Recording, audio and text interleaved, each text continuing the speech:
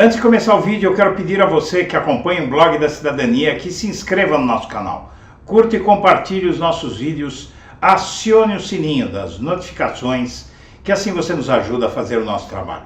E vamos ao vídeo.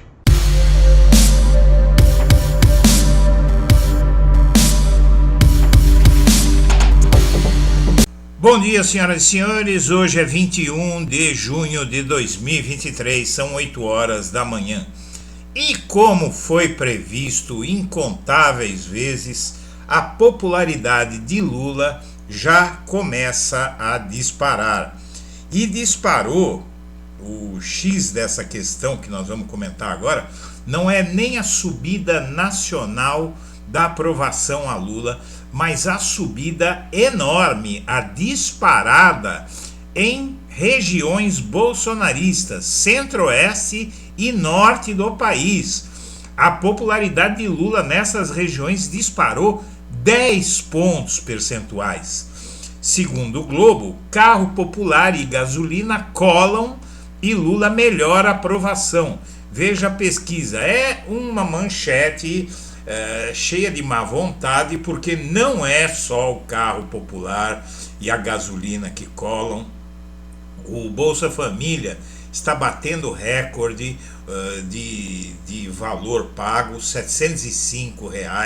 Os programas sociais estão funcionando, a saúde, a educação, tudo está melhorando. E na medida em que o tempo avançar, o Lula vai melhorar ainda mais de aprovação. Eu volto a reiterar o que já disse em vários vídeos aqui. Nos governos anteriores, o Lula basicamente cresceu no final do seu primeiro mandato. Até então teve escândalo do mensalão, teve várias coisas, a aprovação dele não estava grande coisa. Quando chegou na reta final, no ano da reeleição, no último ano do governo Lula, no último ano do primeiro governo Lula, a aprovação dele, que foi em 2006, dispara. O Lula entra em 2003, termina o mandato em 2006 e em 2006 que a aprovação dele começa a disparar até que chega a 87% em 2010. Seja como for, a aprovação do presidente no país chega a 56%, uma alta de 5 pontos em relação a abril. Programas econômicos ajudam, mas relação com Maduro é amplamente rejeitada, blá blá blá. Mas o fato é que não citam na manchete o principal fato dela, que Lula subiu tanto nas regiões bolsonaristas. A pesquisa diz que Lula subiu, a pesquisa Quest diz que Lula subiu de 51 para 56 desde abril, enquanto os que desaprovam a atuação dele oscilaram de 42 para 40. A variação ocorre dentro da margem de erro. Os resultados do levantamento indicam que pautas econômicas, como o incentivo do governo para baixar o preço dos carros populares e a queda no preço dos combustíveis, alavancaram a percepção positiva dos brasileiros sobre o trabalho do Planalto. A isenção dada a montadoras para baixar o preço dos carros populares tem forte aprovação. 3/4 dos entrevistados, 76%, se dizem favoráveis à medida, contra 18% que a rechaçam. O perdão a pequenas dívidas para limpar o nome das pessoas tem apoio de 73%, enquanto 23% se opõem à ideia. Na ponta oposta, o assunto que obteve menor apoio dos entrevistados é a retomada das relações diplomáticas com a Venezuela. E 37% da população avalia o governo como positivo. Isso é o governo. O percentual dos que veem a administração federal como negativa caiu para 27% e 32% acham que é regular. Mas, na verdade, você tem aqui o avanço da percepção positiva sobre o trabalho de Lula. Foi maior nas regiões norte e centro-oeste. Passou de 46% para 56% entre abril e junho. No sudeste, a região mais populosa do país, passou de 45% para 51%, foram 6 pontos de aumento. Então, realmente, o reconhecimento do desempenho de Lula é satisfatório e aumentou até entre os eleitores de Bolsonaro, ou seja, o Lula começa a recuperar tudo aquilo que ele tinha nos governos anteriores. Para 32% dos entrevistados, a economia do Brasil melhorou nos últimos 12 meses. Esse grupo era de 23% no levantamento anterior, porque as notícias estão aparecendo. E isso, há vídeo aqui do blog da Cidadania dizendo isso, que a economia e os programas sociais iam fazer o Lula voltar ao que era e está voltando.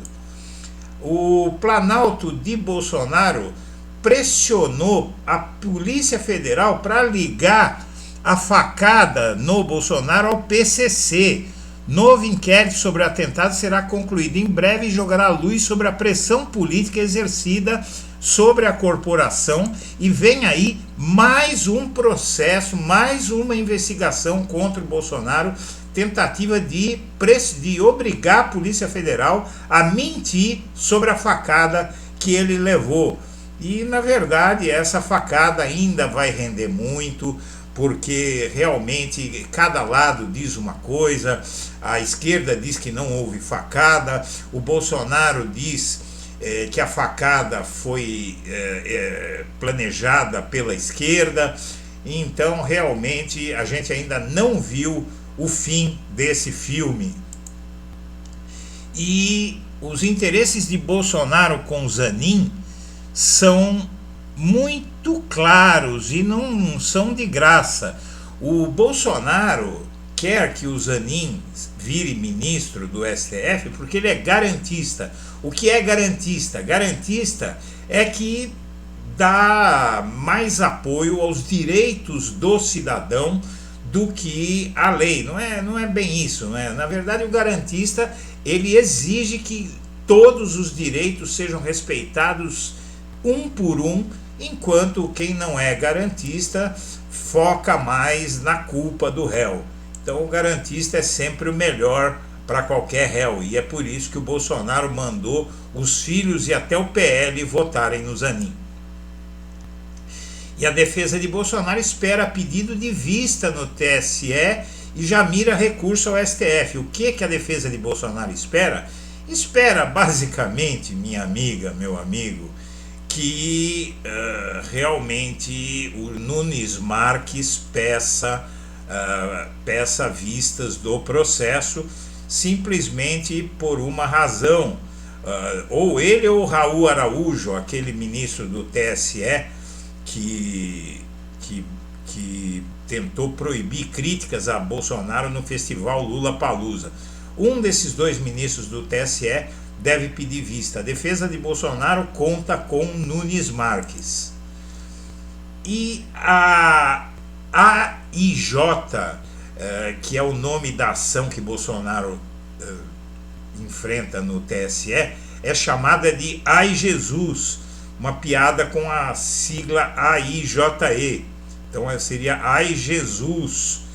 E a ação pode tornar Bolsonaro inelegível e está ganhando esse apelido e deixando todo mundo no bolsonarismo de cabelo em pé. E o Dallagnol vai aos Estados Unidos para treinar cristãos para entrarem na política. Ele quer formar um partido de evangélicos. O ex-deputado viajou no domingo à noite e deve ficar fora do país até o final do mês. Nos Estados Unidos ele está para um evento cristão, como eles chamam. O ex-deputado Deltan Dallagnol planeja usar essa viagem como uma espécie de workshop para aprender a formar novas lideranças conservadoras. E, na verdade, ele não precisa aprender a formar porque essas lideranças estão prontas. É só estalar os dedos que chovem reacionários evangélicos para atender aos interesses desse sujeito. E na CPI do 8 de janeiro, 3 momentos em que o ex-diretor da PRF foi acusado de mentir. Ele quase saiu preso. Inclusive, eu recomendo a você que assista um vídeo que foi publicado ontem à noite, não é? Terça-feira à noite, no blog da Cidadania, e que mostra basicamente a Elisiane Gama pegando o tal Silvinei Vasquez na mentira. Na verdade, não é na mentira, ela fez ele confessar que havia pedido emprego para a empresa de Donald Trump que vendeu blindados para a Polícia Rodoviária Federal. Então, realmente, ele confessou conflito de interesses. Isso já começa a pesar e ele disse 3 mentiras. Primeira testemunha depô na CPI, Silvinei quase saiu preso de lá. Foi acusado de mentir durante a sessão. O Código Penal prevê prisão em flagrante. No dia do segundo turno das eleições, a PRF fiscalizou 2.000 ônibus na região e 571 no Sudeste. Esse direcionamento em blitz levou a Polícia Federal a investigar os bloqueios. Durante o interrogatório, o ex-diretor afirmou não ter conhecimento de nenhum processo administrativo que ele responde na corporação, era mentira. E por último, ele tentou negar emprego em fornecedora da PRF. Isso ainda vai dar o que falar. E o STF decide hoje se ladrões da toga de ministro do STF e de réplica da Constituição e de um relógio em 8/1 vão virar réus. É o mínimo que não se espera outra coisa, né? Seria um absurdo que não virassem réus. E por fim, nós temos aqui a Embaixada do Brasil em Portugal recebendo ameaça de atentados contra brasileiros no país, brasileiros negros, é claro.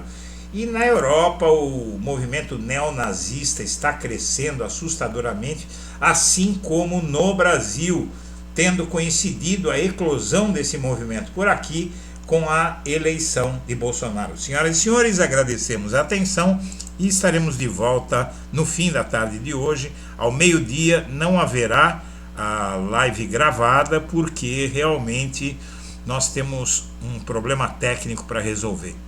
Até de tarde, então. Um abraço para todo mundo.